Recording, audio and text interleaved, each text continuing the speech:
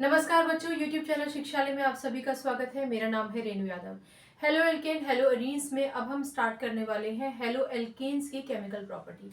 पहली ही chemical property है nucleophilic substitution reaction. आइए सबसे पहले तो ये जानिए कि ये न्यूक्लियोफाइल होता क्या है। आप 11th स्टैंडर्ड में पढ़ के आए हैं, लेकिन मैं बार बार चाहती हूँ कि अगर आपका कुछ छूट गया है तो उसको आप एक बार रिवाइज कर लीजिए।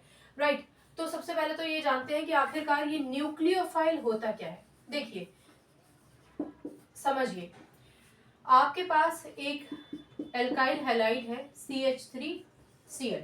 राइट, आपको पता है कि कार्बन क्लोरीन के पास अपने आउटरमोस्ट शेल में 7 इलेक्ट्रॉन्स थे और उसने अपने ऑक्टेट को कंप्लीट करने के लिए इस कार्बन के एक इलेक्ट्रॉन को शेयर किया था। राइट, कायदे में इलेक्ट्रॉन शेयर होने थे तो ठीक बीच में होने चाहिए थे, लेकिन क्लोरीन जैसा कि आप जानते हैं कि चालाक है और वो इन शेयर्ड पेयर ऑफ इलेक्ट्रॉन्स को, मैं ऐसे दिखाती हूँ, इन दो शेयर्ड पेयर ऑफ इलेक्ट्रॉन को जिसमें एक कार्बन का इलेक्ट्रॉन है, एक उसका खुद का इलेक्ट्रॉन है, उन इलेक्ट्रॉन्स को अपनी तरफ खींच लेता है, अट्रैक्ट कर लेता है। इसीलिए क्लोरीन इलेक्ट्रॉन नेगेटिव भी होता है। ठीक है, यानी ये इलेक्ट्रॉन्स जो बीच में होने चाहिए थे अब शिफ्ट होकर क्लोरीन के पास आ गए हैं। अगर कोई भी element shared pair of electrons को अपनी तरफ ले लेता है, अट्रैक्ट कर लेता है, तो इसकी वजह से इसके ऊपर तो एक पार्शियल नेगेटिव चार्ज आएगा, लेकिन कार्बन के पास एक पार्शियल पॉजिटिव चार्ज आ जाएगा। यहाँ एक पॉज लीजिए और क्लास 10th में चलिए। वहां पर हमने पढ़ा था कि वो एलिमेंट्स जो अपने एक इलेक्ट्रॉन को या ज्यादा इलेक्ट्रॉन को दे देते हैं उनके पास पॉजिटिव चार्ज आता है, और जो इलेक्ट्रॉन ले लेते हैं उनके पास नेगेटिव चार्ज आता है। तो पॉजिटिव चार्ज ये इंडिकेट करता है कि ये जो एलिमेंट है उसका इलेक्ट्रॉन जा चुका है, यानी उसके पास, ये मान के चलिए कि इलेक्ट्रॉन की कमी है। ठीक है ना, जितने नॉर्मल इलेक्ट्रॉन्स होने चाहिए थे उन इलेक्ट्रॉन से उसके पास कमी है, तो इसका मतलब ये क्या हो गया, इलेक्ट्रॉन डेफिशिएंट। ठीक है, ये हो गया इलेक्ट्रॉन डेफिशिएंट। अगर आपके दिमाग में ये क्वेश्चन आ रहा है कि कार्बन ने अपना इलेक्ट्रॉन दिया थोड़ी था, शेयर किया था, हाँ शेयर किया था, पर क्लोरीन ने तो वो शेयर पेयर ऑफ इलेक्ट्रॉन अपनी तरफ खींच लिया ना, तो उस हिसाब से ये जो कार्बन है इसका आप ये मान के चलिए कि इलेक्ट्रॉन दूसरे पाले में चला गया, तो इसलिए ये हो गया पार्शियल पॉजिटिव। ठीक है, पार्शियल पॉजिटिव क्यों, क्योंकि कहीं ना कहीं है, अभी भी है, पूरी तरीके से दे नहीं दिया। अगर दे दिया होता तो पॉजिटिव चार्ज आता। आई होप आपको क्लियर होगा। जैसा कि मैंने आपको बताया कि अगर किसी के पास पॉजिटिव चार्ज आता है तो हम ये कहते हैं कि वो एक इलेक्ट्रॉन डेफिशिएंट एलिमेंट है। यहां तक की बात समझ में अगर आ गई है तो अब न्यूक्लियोफाइल समझिए क्या होता है। न्यूक्लियोफाइल अमीर, बहुत अमीर है। न्यूक्लियोफाइल के पास हमेशा शेयर्ड पेयर ऑफ इलेक्ट्रॉन, हमेशा एक्स्ट्रा इलेक्ट्रॉन रहते हैं, सॉरी शेयर्ड पेयर बोला, हमेशा एक्स्ट्रा इलेक्ट्रॉन रहते हैं, रिच है। कई बार आपने देखा होगा कि आपके आसपास कुछ ऐसे लोग होते हैं जो कहते हैं हाँ मेरे पास बहुत है, अच्छा तुम ये ले लो, तुम ये ले लो, तुम ये ले लो, एक्स्ट्रा है, एक्स्ट्रा है, एक्स्ट्रा है, अगर किसी के पास कमी है तो दे सकते हैं। राइट, तो ऐसा ही है न्यूक्लियोफाइल, एक्स्ट्रा है इसके पास, दे सकता है। तो ये न्यूक्लियोफाइल ऐसे इलेक्ट्रॉन डेफिशिएंट एलिमेंट की, इस पर्टिकुलर केस में कार्बन की, हेल्प करने के लिए सदा तत्पर रहता है। वो कहता है कि मेरे पास एक्स्ट्रा इलेक्ट्रॉन है भैया, तुम्हारे पास इलेक्ट्रॉन की कमी हो गई, मैं आ जाता हूं मदद करने के लिए। इतना समझ में आया? इतना समझ में आया तो अब सब समझ में आ गया। तो ये न्यूक्लियोफाइल इस कार्बन की मदद करने के लिए इसके साथ आकर एडजस्ट करने की कोशिश करेगा, लेकिन कंडीशन ये है कि ये जो न्यूक्लियोफाइल, अच्छा ये ना कोई स्माइली नहीं बनाई है मैंने, ये इलेक्ट्रॉन्स हैं जो इसके पास होते हैं, न्यूक्लियोफाइल के पास जो इलेक्ट्रॉन्स होते हैं वो इलेक्ट्रॉन पेयर बनाया है मैंने। अब कंडीशन ये है कि ये न्यूक्लियोफाइल इस कार्बन के साथ जुड़ तो जाएगा, बट ये न्यूक्लियोफाइल इस क्लोरीन को, इस पर्टिकुलर कंडीशन में क्लोरीन को डिस्प्लेस कर सके। कहने का मतलब है अगर कोई भी न्यूक्लियोफाइल किसी ऐसे एलिमेंट की मदद करना चाहता है जो इलेक्ट्रॉन डेफिशिएंट है, तो उसको उस एलिमेंट से जुड़े हुए दूसरे एलिमेंट से स्ट्रॉन्ग बनना होगा। Is that clear? स्ट्रॉन्ग ही होना होगा। अब केमिस्ट्री में इस पर्टिकुलर एक इक्वेशन के लिहाज से समझते हैं। देखिए, आपके पास एक कंडीशन आती है CH3CH2Br। ठीक है, मैं इसको मिटा देती हूँ। आप बहुत सिर्फ ध्यान से सिर्फ अभी सुनिए, ठीक है। कड़ियों को जोड़ने की कोशिश कीजिए। ये है CH3 CH2 Br। इसको मैं खोलकर लिखूं, CH3 CH2 और ये हुआ Br। Br वही हेलोजन है जिसको एक्चुअल में इलेक्ट्रॉन पेयर शेयर करना था, लेकिन ये जितने भी हेलोजन्स होते हैं ना, सारे इलेक्ट्रोनेगेटिव होते हैं, सब चालाक होते हैं। इलेक्ट्रॉन्स को अपनी तरफ खींच लेगा ब्रोमीन। जब ब्रोमीन इलेक्ट्रॉन को अपनी तरफ खींच लेगा तो ब्रोमीन हो जाएगा पार्शियल नेगेटिव चार्ज और ये कार्बन हो जाएगा पार्शियल पॉजिटिव चार्ज। अब एंट्री होती है न्यूक्लियोफाइल की। अब यहाँ पर न्यूक्लियोफाइल का एग्जाम्पल लेती हूँ मैं, OH नेगेटिव। OH नेगेटिव जानते हैं ना आप लोग, ये OH नेगेटिव आप जैसे कि देख रहे हैं, ये नेगेटिव चार्ज क्या इंडिकेट करता है? नेगेटिव चार्ज इंडिकेट करता है कि इसके पास एक्स्ट्रा इलेक्ट्रॉन है, ठीक है ना। ऐसे ही जैसे आप Cn नेगेटिव पढ़ते होंगे तो ये इंडिकेट करता है कि इसके पास एक्स्ट्रा इलेक्ट्रॉन है, क्योंकि अपने इलेक्ट्रॉन तो फुलफिल कर लिया और एक आध इलेक्ट्रॉन लिया भी है। Cl पे भी 1 नेगेटिव चार्ज होता है ना। चलिए, वो भी न्यूक्लियोफाइल होता है, पर इस समय तो हम हेलोजन को ही रिप्लेस करने की बात कर रहे हैं। तो ये OH इस कार्बन की मदद तो करना चाहता है, पर कंडीशन ये है कि कोई भी, ना सिर्फ OH नेगेटिव, अगर यहाँ पर Cn नेगेटिव भी आए या फिर कोई और एलिमेंट आए जिसपे नेगेटिव चार्ज हो, तो that has to be stronger than this halogen, ठीक है। इस हेलाइट से, अब हेलोजन क्योंकि जुड़ गया है तो इसे हम हेलाइट कहेंगे, हेलाइट से स्ट्रॉन्ग होना चाहिए। अब यहाँ पर एक इंपॉर्टेंट बात सुनिए, जितने भी हेलोजन्स होते हैं वो खुद ब खुद बहुत ही वीक होते हैं, बहुत वीक हेलाइट्स होते हैं। इसका मतलब ये इतने वीक होते हैं कि डेफिनेटली इनको न्यूक्लियोफाइल रिप्लेस कर ही देता है। चलो, अब अगर न्यूक्लियोफाइल इसको रिप्लेस कर देगा तो फिर प्रोडक्ट क्या बनेगा? CH3 CH2 Br, CH3 CH2 Br product, sorry CH3 CH2 OH बन जाएगा।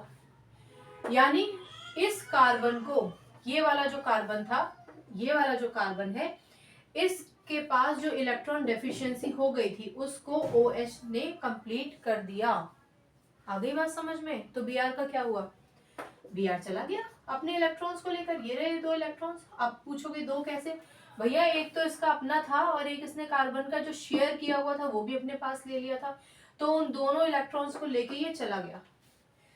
आम भाषा में न्यूक्लियोफाइल वो हीरो है जो हर किसी डेफिशिएंट गरीब की मदद करने को तैयार है, और एल्काइल का कार्बन वो है जो धोखा खा चुका है, जिसने अपने चने दूसरे की थैली में दिए थे कि भैया तुम भी चने खा लो, लेकिन दूसरा वाला जो व्यक्ति था वो चने लेके चला गया। चने की कहानी मैं आपको क्यों बता रही हूँ, क्योंकि बचपन में आपने सुना होगा कि अपने झोली के चने किसी और को दोगे तो मांग कर खाने पड़ेंगे, है ना। तो ये छोटी छोटी सी बातें हैं जिनसे केमिस्ट्री को याद कर सकते हो। तो कार्बन भैया ने तो वही किया था, शेयरिंग की थी, तुम भी भला करो अपना, हम भी भला करें अपना। ब्रोमीन चालाक निकला, इलेक्ट्रॉन लेके जाना चाहता था, बीच में एंट्री हुई हीरो की। इसको हीरो मत लिखिएगा केमिस्ट्री एग्जाम में, ये न्यूक्लियोफाइल है। बीच में एंट्री हुई इस न्यूक्लियोफाइल की, उस न्यूक्लियोफाइल ने कार्बन के इलेक्ट्रॉन डेफिशिएंट होने की समस्या को समझा और उसके साथ एसोसिएट हो गया और ब्रोमीन को कह दिया बाय बाय, ले जाओ कार्बन के इलेक्ट्रॉन भी ले जाओ, जो कार्बन का तुमने एक इलेक्ट्रॉन शेयर्ड पेयर अपनी तरफ खींच लिया था ना, उसको भी ले जाओ, अब कार्बन बहुत रिच है, ठीक है। तो ये हुआ क्या असल में तो आप देखेंगे तो इस ब्रोमीन को एक न्यूक्लियोफाइल ने, इस न्यूक्लियोफाइल ने रिप्लेस किया है। और क्योंकि न्यूक्लियोफाइल ने उसको रिप्लेस करने के लिए हम एक वर्ड इस्तेमाल करते हैं सब्स्टिट्यूशन किया गया, इसलिए ये रिएक्शन कहलाई जाएगी nucleophilic substitution reaction. Right, very good. एक और एग्जांपल देखिए यहाँ पर, अब तो आप बना ही लेंगे, कोई दिक्कत नहीं है। देखिए CH3 CH2 और Br। अब Br को देखते ही आप समझ जाइए बहुत चंट है, शेयर्ड पेयर ऑफ इलेक्ट्रॉन्स को अपनी तरफ खींच लेगा। चलिए, अब जो न्यूक्लियोफाइल में ले रही हूँ that is Cn negative, right. Of course shared pair of electron bromine ने अपनी तरफ खींच लिए, कार्बन हो गया बेचारा पार्शियल पॉजिटिव, ये तो हो गए पार्शियल नेगेटिव, ठीक है ना। Cn आ गया बन के हीरो, Cn ने ब्रोमीन को डिस्प्लेस कर दिया। बस सिचुएशन एक ही है कि जो न्यूक्लियोफाइल आएगा वो न्यूक्लियोफाइल ऑलरेडी प्रेजेंट हेलोजन से, जो अब किसी के साथ जुड़ जाता है हेलोजन तो हैलाइड कहलाया जाता है, उससे स्ट्रॉन्ग होना चाहिए, बस यही कंडीशन है। And as I told you कि हैलोजन्स यूजली अगर किसी अल्काइल के साथ जुड़ते हैं तो यूजली बहुत ज़्यादा स्ट्रॉन्ग बॉन्ड नहीं बना पाते, कमज़ोरी होते हैं, तो इसलिए उनको आसान से रिप्लेस किया जा सकता है। तो इस कंडीशन में प्रोडक्ट बन जाएगा CH3 CH2 Cn और Br, भैया अपने मांगे हुए इलेक्ट्रॉन और अपने मूल इलेक्ट्रॉन को लेकर बाहर। ठीक है, आप मैंने यहाँ पे कंडेंस फॉर्मूला लिख दिया है, आप चाहें तो ओपन भी लिख सकते हैं, लाइक CH3 CH2 करके भी लिख सकते हैं। तो ये हो गया न्यूक्लियोफिलिक सब्स्टिट्यूशन रिएक्शन। ठीक है ना, न्यूक्लियोफिलिक सब्स्टिट्यूशन रिएक्शन में न्यूक्लियोफाइल होता है, न्यूक्लियोफाइल इलेक्ट्रॉन रिच होता है, अक्सर इसके पास लोन पेयर ऑफ इलेक्ट्रॉन होता है, और न्यूक्लियोफाइल वो मॉलिक्यूल या वो सब्सटेंस होता है जिसकी टेंडेंसी होती है, टेंडेंसी मतलब उसकी आदत है कि जो इलेक्ट्रॉन डेफिशिएंट एलिमेंट होगा उस इलेक्ट्रॉन डेफिशिएंट एलिमेंट को जाकर ये अपने इलेक्ट्रॉन को डोनेट कर देगा, अपने इलेक्ट्रॉन्स डोनेट कर देगा। ठीक है ना। अच्छा, अब ये सबसे इंपॉर्टेंट है, ये 1 नंबर का क्वेश्चन है, ये आ जाता है और अक्सर आपको ये सिर्फ 12th में ही नहीं मिलेगा, ये आपको कॉम्पिटिशन्स में भी मिलेगा। इसकी बात और कर लेते हैं। क्वेश्चन आएगा न्यूक्लियोफिलिक सब्स्टिट्यूशन रिएक्शन का ऑर्डर बताइए आप। तो देखिए सबसे ज्यादा RI न्यूक्लियोफिलिक सब्स्टिट्यूशन रिएक्शन दिखाता है, फिर RBr, फिर RCl और फिर RF। ठीक है ना। इसको समझ लीजिए, बहुत आसानी से समझ में आ जाएगा। आप जानते हैं फ्लोरीन, क्लोरीन, ब्रोमीन, आयोडीन, छोटा साइज, बड़ा साइज, और बड़ा और बड़ा। ठीक है ना। जितना छोटा साइज होगा उतनी ही बढ़िया बॉन्डिंग होगी किसी भी अपकमिंग एलिमेंट से या एल्काइल ग्रुप से, यानी कि CH3F। ये जो CH3 है इसी को हम R कहते हैं। जरूरी नहीं है कि CH3 हो, हायर होमोलोग भी हो सकता है, C2H5 C3H7 एटसेट्रा एटसेट्रा। किसी भी कंडीशन में लोअर होमोलोग हो या हायर होमोलोग हो, हम उसको R से रिप्रेजेंट कर सकते हैं। ठीक है, क्योंकि इन दोनों की CH3F में ये देखो ना साइज फ्लोरीन का कितना छोटा है, इसकी वजह से इसकी एल्काइल ग्रुप से बॉन्डिंग बहुत स्ट्रांग होगी, क्योंकि ये रहा कार्बन, ये कार्बन का शेल है, ये फ्लोरीन का शेल है मान के चलिए, तो इलेक्ट्रॉन शेयर हुए हैं, तो इस कार्बन का प्रोटॉन इस इलेक्ट्रॉन्स को शेयर करके रखेगा अपने पास, और फ्लोरीन का जो प्रोटॉन है वो भी इलेक्ट्रॉन्स पर एक पुल रखेगा, अट्रैक्शन रखेगा ना, बांध के रखेगा ना, इसलिए इनके बीच की बॉन्डिंग तो बहुत स्ट्रांग है, तोड़ना मुश्किल है। न्यूक्लियोफाइल जब आके एल्काइल के साथ जुड़ता है तो डिस्प्लेस करता है ना, सब्स्टिट्यूट करता है ना हेलोजन को जो जुड़ा होता है, तो हेलोजन वीक होना चाहिए, ये तो बात सच है, लेकिन और भी एक्सटर्नल फोर्सेस होते हैं ना उस बॉन्ड को तोड़ने के लिए। तो ये जो फोर्स ऑफ अट्रैक्शन है बिटवीन फ्लोरीन एंड एल्काइल, ये अच्छा खासा स्ट्रांग होता है। ठीक है, जैसे जैसे आप नीचे बढ़ते चले जाते हैं, ये जो फोर्स है या फिर जो स्ट्रेंथ है या जो बॉन्ड की स्ट्रेंथ है वो धीरे धीरे साइज ऑफ एटम बड़ा होने से कम होती चली जाएगी। अब आप ही देखिए इस कंडीशन में CH3 है और ये I है, तो आप ये देखिए कि इनकी दूरी कितनी ज्यादा हो गई, बॉन्ड लेंथ बढ़ गई ना, इसकी वजह से इनके बीच का जो फोर्स ऑफ अट्रैक्शन है वो अपने आप कमजोर हो जाएगा।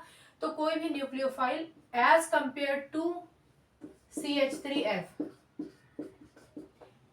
यहाँ के मुकाबले यहाँ न्यूक्लियोफाइल को अटैक करके इस हल्के जो भी बॉन्ड इनके बीच में बना रह गया उसको तोड़कर हेलोजन को हटाकर एडजस्ट करना आसान है ना, एज कंपेयर टू फ्लोरीन। इसीलिए सबसे ज्यादा न्यूक्लियोफिलिक सब्स्टिट्यूशन रिएक्शन दिखाता है आयोडाइड। ठीक है ना, एल्काइल आयोडाइड, फिर एल्काइल ब्रोमाइड, फिर एल्काइल क्लोराइड और लास्ट में एल्काइल फ्लोराइड। इनफैक्ट ये जो RF है ना, एल्काइल फ्लोराइड, ये अंडर ऑर्डिनरी सर्कमस्टांसेस या कंडीशंस तो सब्स्टिट्यूशन देता ही नहीं है, अलग से कुछ टेम्परेचर्स और कंडीशंस लगानी पड़ती है, तब कहीं जाके न्यूक्लियोफिलिक सब्स्टिट्यूशन रिएक्शन होता है। राइट, वेल, तो अब आपको न्यूक्लियोफिलिक सब्स्टिट्यूशन रिएक्शन समझ में आ गया होगा। ठीक है, इस पूरे के पूरे जो इक्वेशन जो मैंने अभी आपको बताया न्यूक्लियोफिलिक सब्स्टिट्यूशन रिएक्शन, इसमें सबसे ज्यादा इंपॉर्टेंट यही है, सवाल भी यहीं से ही आएगा। जस्टिफिकेशन के लिए आप जो थ्योरी समझ चुके हैं उसको लिख सकते हैं। ठीक है ना, तो ये सबसे इंपॉर्टेंट है, इसको ध्यान रखिएगा।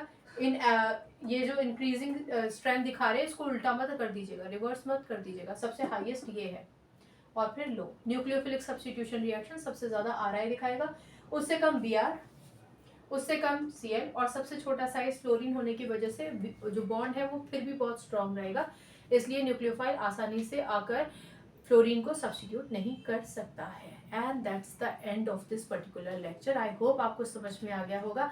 ना समझ में आए तो प्लीज पूछिएगा, रट्टाफिकेशन नहीं करना है। रट्टाफिकेशन कर भी लेंगे कंफ्यूज होने के चांसेस रहेंगे, कंपटीशन तक फिर भूल जाएंगे सारा का सारा ज्ञान, इसलिए समझिए, ठीक है ना।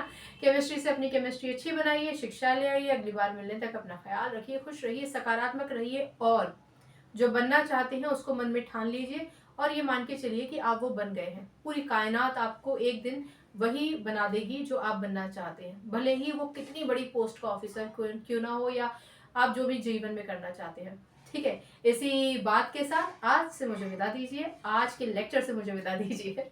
नमस्कार।